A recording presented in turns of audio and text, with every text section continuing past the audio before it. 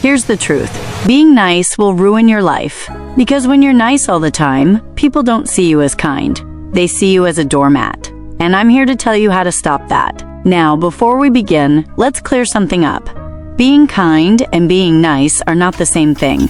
Kindness comes from authenticity. It's about caring for people without losing yourself. But being nice, in the sense of always agreeing and keeping everyone happy, often comes from fear.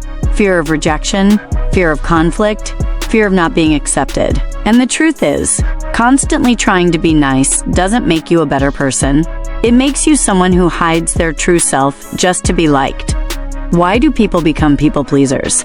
For many, this starts in childhood. Maybe you grew up in a home where speaking your mind got you in trouble. Maybe you had a parent you had to tiptoe around, angry, unpredictable, or emotionally unavailable. So you learned that keeping the peace was safer than being honest. You might have been the one always smoothing things over, always putting someone else's needs first just to avoid conflict. Over time, that becomes your survival tool, until it follows you into adulthood. Suddenly, you're saying yes when you really want to say no. You're showing up for people when you're exhausted. You're doing favors out of obligation, not joy. And then you wonder why you're constantly drained, resentful, or feeling invisible. The problem with pleasing everyone. Here's the harsh reality. Every time you say yes to something you don't want, you're saying no to yourself. People pleasers often end up surrounded by those who take advantage of them. Not necessarily because those people are evil, but because it's human nature. If someone never says no, of course others will keep asking. And eventually the respect for you fades. Because think about it, who gets respected more? The person who sets standards and sticks to them, or the one who bends to everyone's wishes? Let me give you an analogy. Imagine you get into two different cars. In one, the owner says, no eating, no smoking, no feet on the seats. You immediately adjust your behavior and respect their rules. In the other, the car is a complete mess, and the owner doesn't care what you do. What happens? You relax and treat it carelessly too. Boundaries work the same way. If you don't set them, people won't respect you or your time. This is the hidden fear of people pleasers. At the heart of people pleasing is fear. Fear that someone won't like you. Fear of being rejected. Fear that saying no means you're selfish or mean. But here's the twist. Avoiding conflict might keep the peace in the moment, but it kills your peace in the long run. And when you never stand your ground, you're not really living as yourself. You're just performing for others. These are the consequences of being a people pleaser. Here's what happens when you constantly please others. You feel resentful after saying yes. You lose track of your own goals because you're always wrapped up in someone else's. Relationships become unbalanced. One person gives, the other takes. Over time, people see you as someone who doesn't have a backbone. And honestly, respect disappears when you never have an opinion or when you're always agreeable. Familiarity turns into contempt. People admire those who stand for something, even if they don't agree. Here's how to break free from being a people pleaser. So what do you do if you're stuck in this cycle? Let's talk solutions. 1. Start saying no. No is a full sentence. Learning to say no is one of the most freeing things you can do for yourself. You don't always have to explain, justify, or feel guilty about it. A simple, polite, "No, I can't," is more than enough. For example, you could say, "Sorry, I won't be able to help this time." Or, "I appreciate the invite, but I'll have to pass." That's it.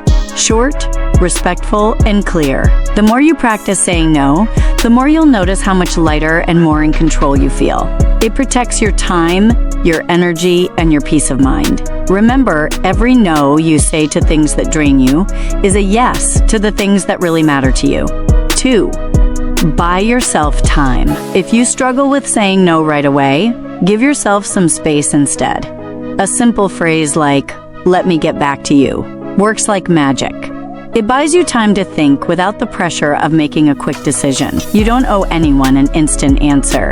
And this pause gives you the clarity to check your schedule, your energy, and whether the request truly fits into your life. Many people say yes too fast and regret it later because they didn't take a moment to reflect. By creating this little gap before responding, You protect yourself from overcommitting and making promises you can't keep. It's not about rejecting people. It's about respecting your own time and making choices that align with your priorities. 3. Define your priorities. Defining your priorities means getting clear about what truly matters to you. Take time to write down your goals, values, hobbies, and even the quiet moments of rest you want to protect. This list becomes your guide, helping you stay focused on the things that bring you closer to the life you want. When new requests or opportunities come your way, compare them with your list. If they don't match your priorities, give yourself permission to say no. Otherwise, you risk pouring your time and energy into building someone else's dreams while neglecting your own. 4. Expect resistance. When you start setting boundaries, not everyone will be happy about it. Some people are so used to you saying yes all the time that when you finally say no, they'll push back. But that's okay. That resistance is proof that your boundary is working. It shows you're changing the way you allow others to treat you. And here's the truth. If someone only liked you because you always gave in, then losing them isn't really a loss. The people who truly care about you will respect your no, even if they don't always like it. The ones who don't respect it, they were never really for you in the first place. 5. Practice assertiveness without rudeness. Being assertive doesn't mean you have to be rude or harsh. It simply means being clear and honest about what you want. A lot of people confuse assertiveness with aggression, but they are not the same. Assertiveness is about expressing yourself in a way that is confident yet respectful, where you set boundaries without putting others down. For example, if someone invites you somewhere you don't want to go, a rude response would be, "Stop bothering me, I'm not coming." But an assertive response would be, "Thanks for the invite, but I already have other plans." See the difference? One shuts the person down, while the other communicates your choice clearly but kindly. Assertiveness lets you stand your ground without losing respect. Respect over approval. Here's something I learned. It's better to be respected than liked. People don't always like the ones who set boundaries, but they respect them. And respect lasts longer than approval. If you live your life trying to be liked, you'll constantly bend yourself out of shape. But if you live with standards and boundaries, you'll attract people who value you for who you are, not just for what you do for them. At the end of the day, being a people pleaser doesn't make you selfless. It makes you controlled by others. You're not free if you're always saying yes out of fear. So ask yourself, do you want to be someone who blends in or someone who stands firm? Do you want to live exhausted, always serving other people's needs, or do you want to take control of your own life? The first step is small. Practice saying no. Buy yourself time. Know your priorities.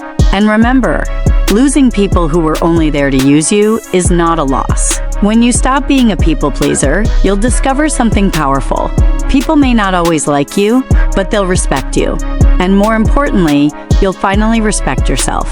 If you're loving these insights on femininity and want to step deeper into your feminine power, don't forget to hit that subscribe button, like this video, and turn on notification bell.